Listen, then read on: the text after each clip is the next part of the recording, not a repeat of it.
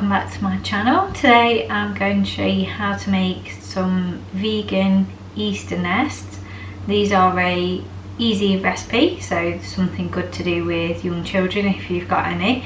Just obviously do want to supervise them with melting the chocolate. And as usual, I will just pop the ingredients just in the next slide for you so you can make this yourself, and also the recipe will be linked down in the description box. So stay tuned and we'll get started with it.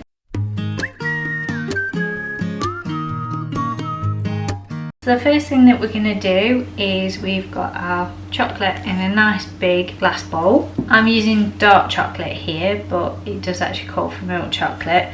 So to mine I'm just going to add a couple of tablespoons of golden syrup just to sweeten it up. If like myself you're using dark chocolate and you're doing it in the microwave, I would recommend adding your syrup in at the end rather than as you melt it.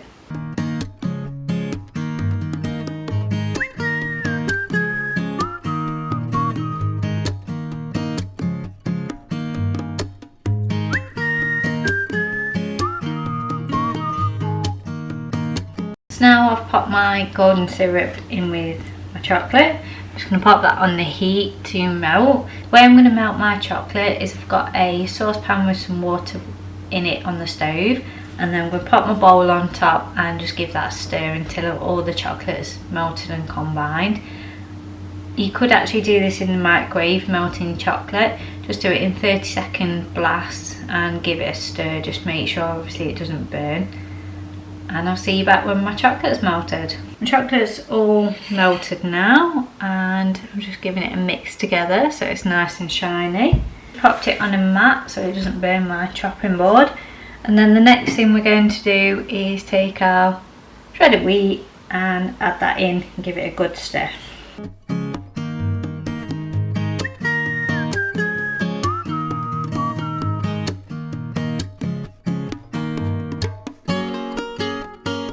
Our wheats are now combined with our chocolate mix. Now I'm going to take my cupcake mould, and in here I've just got some fairy cases, and they've got funky little designs on them just to make them a bit more festive. So into each mould I'm going to pop probably about a spoonful of mixture, and I'm just going to use a teaspoon to help me get it off of my spoon.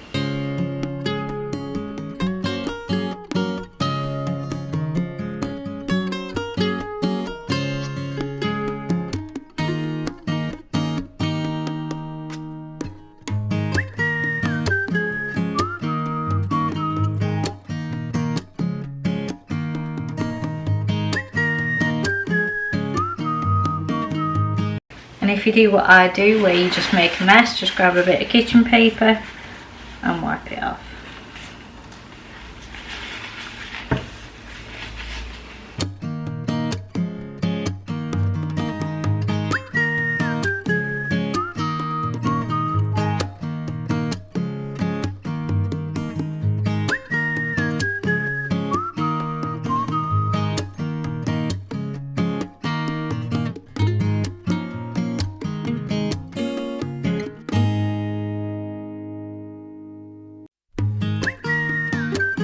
Now all my chocolate mixture is in my compartments. I'm going to pop my bowl off just into soak so it's not so bad when I wash it, and then I'm going to pop decorations on. So to decorate these I have made some like little mini egg shapes for my friend who's vegan, and I've made these out of just some icing, and then I'm just going to quickly swap my gloves. Now my nests are in their liners and I've just changed my gloves. I'm going to pop some mini eggs into them for the people that aren't vegan.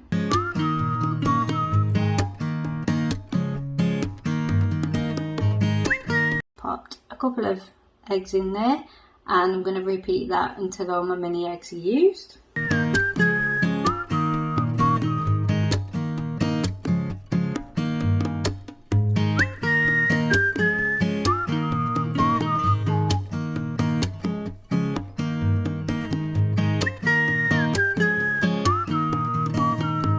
Unfortunately, the mini eggs I could find weren't vegan, so that's how they look now. And like I say, this one that's not got anything in, that'll have the 2 icing eggs on top. I did see that there were some vegan mini eggs available, but unfortunately the place where they were, my local store, didn't have them when I went and looked, so I wasn't able to get them. And that's my Easter nests all completed. So they've all got mini eggs inside, or a space for this one that's going to have some icing eggs. And I'm going to pop these into the fridge to set up. Once they are set, I will pop them in a airtight container, which is where they'll be stored until they're ready to be eaten. The reason I'm popping a lid on them is just so that the mini eggs don't lose their colouring.